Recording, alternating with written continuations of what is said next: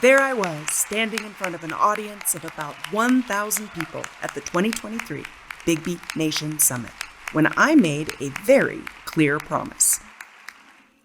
And our commitment to you is that you're going to be able to feel really proud of the impact that the coffee you serve is having in the world. No child labor. It felt powerful to say those words out loud. There's only one problem. I didn't know what I was talking about. I have been a coffee drinker all my life, but I didn't know that the coffee industry, as it exists today, is ruining the environment and keeping people trapped in poverty. That is the status quo of coffee. We can't let that stand. We've got to change it. We're traveling the world looking for producers who are doing the right thing for their people, for the planet, and for their communities. When we find them, we connect them to a marketplace of buyers that will pay them the right price, now and for years to come. It's time to put a name, a face, and a place on every cup of coffee.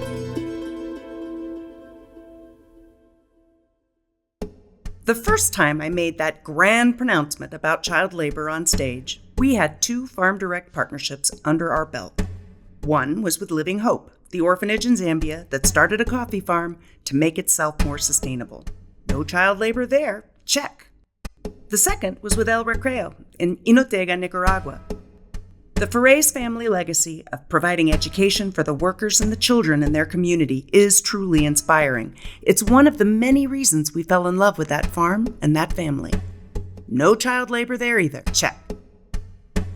In December of 2023, the OBIIS team went to Mexico to visit our partners Maria Esther Soto and Pascual Castillo at Finca La Fortaleza. They are a mid-sized farm dedicated to working with the smallest producers in the very poor region of Chiapas. Through our Farm Direct partnership, we buy around 200,000 pounds of coffee from them each year. Currently, 40% of it comes from Finca La Fortaleza, and 60% comes from 4 small producers that were carefully chosen to work with OBIIS. One of the great joys for us on that kind of a trip is walking the fields with the small producers. It's powerful to see the impact our partnership has had over the last year as these farmers move from survival mode to dreaming bigger.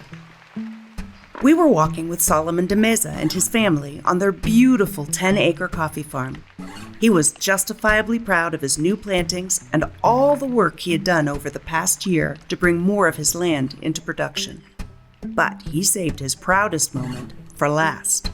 He has been able to hire help, and he is very proud of the fact that for the first time, he can now create direct economic opportunities for others that are struggling in his community. He has a neighbor with a very small coffee farm that is barely breaking even. That neighbor supports his pregnant wife, 4 children, and father-in-law on less than 2 acres of coffee. Solomon was able to hire the family to help him pick this year's crop, giving them an entirely new income stream.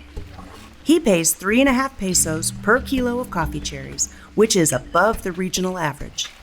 On a good day, the family might pick 100 kilos, which means that they'd make about $20 per day.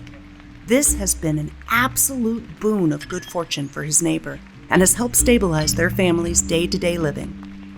On the day we visited, the neighbor was at home tending to his own coffee farm, but we met the neighbor's wife, father-in-law, and his 4 children, the youngest of whom couldn't have been much older than 3. And they were all picking coffee in Solomon's field.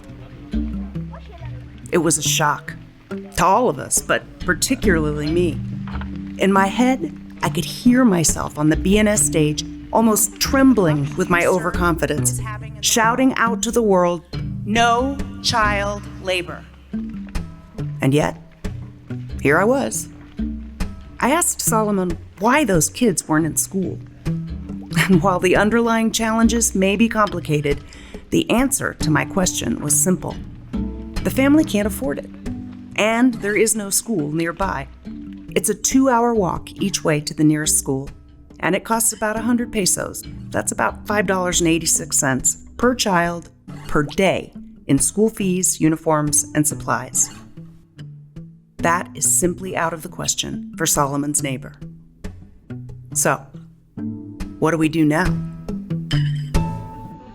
As you might imagine, the conversation among our OBIIS team was pretty lively that night. I mean, Michelle seems like she's ready for a fight. There was a lot of debate and back and forth about what child labor really means and what our response should be. I can't stand up on stage again and say there will be no child labor, and I need to tell people why. As the discussion continued, it became clear that child labor is both hard to define and not a monolith. There's a spectrum. Like it's a continuum. There's that on one side, and then there's all the way to like indentured servitude and forced child slave labor, which I think when most people think of child labor, that's what they picture. On one end, there are kids being sold into slavery, working in very dangerous conditions for long hours with no one to attend to their health, safety, and well-being. I think we can be as absolute as we'd like to be on that one. There is no child slave labor on any of the farms we're working with. But the other end of that spectrum is kids working on their parents' farms on the weekends or after school. Some of our group even grew up that way. Is that child labor too? Salomón, cuando era pequeño, cortaba café. Salomón, ahorita, tiene una tienda, tiene una moto. At the table with us that night in Chiapas was Iván Vasquez. He is the nephew of Marta Vasquez, another one of our 4 small producers in partnership with Finca La Fortaleza. He listened patiently to our conversation for a long, long time, until I think he felt he'd had enough of our hand-wringing. Diles que como una persona que es de una comunidad indígena, las personas, y de eso lo hablamos ayer, más exitosas dentro de las comunidades son las más trabajadoras. Aquella persona que se levante, trabaje temprano y trabaje mucho, siempre va a tener que comer. Y una persona que pueda hacer eso es una persona libre. Las personas que salen adelante en sus comunidades son personas como Salomón. Desde chico trabajaba.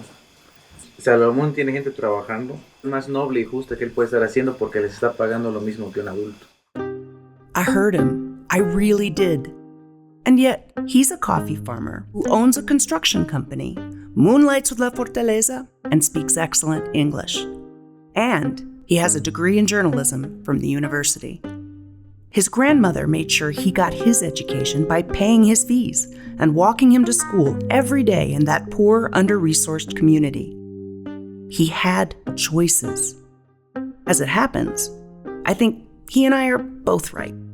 Hard work can earn you a living, and a good education can give you choices about what kind of living that is. If you have both, you can be free. This is a really hard issue for me personally, and I have struggled with it mightily. I feel much more comfortable in a world where I can take stances that are absolute, black and white. But if the work we're doing with OBIIS is just about me feeling comfortable, then there's not a lot of point to it. More than 60% of the coffee in the world is grown by farmers like Solomon on farms smaller than 12 acres. Most of those 60% are farming many fewer acres than 12.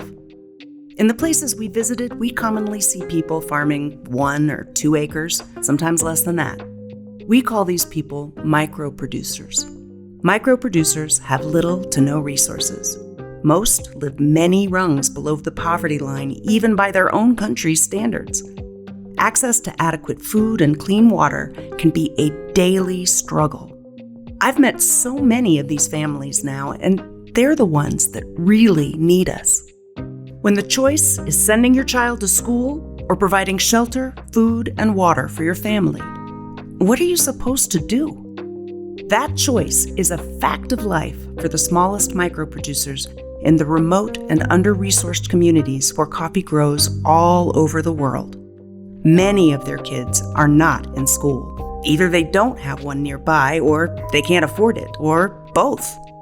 So they're working with their parents. After all, a mother wouldn't want to leave her kids at home alone.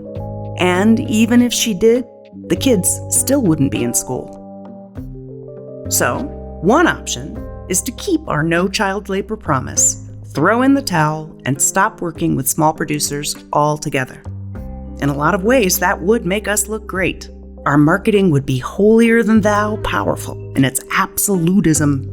Thanks to our boots-on-the-ground methodology and the values alignment we have with our mid-sized partners, we could keep that promise real.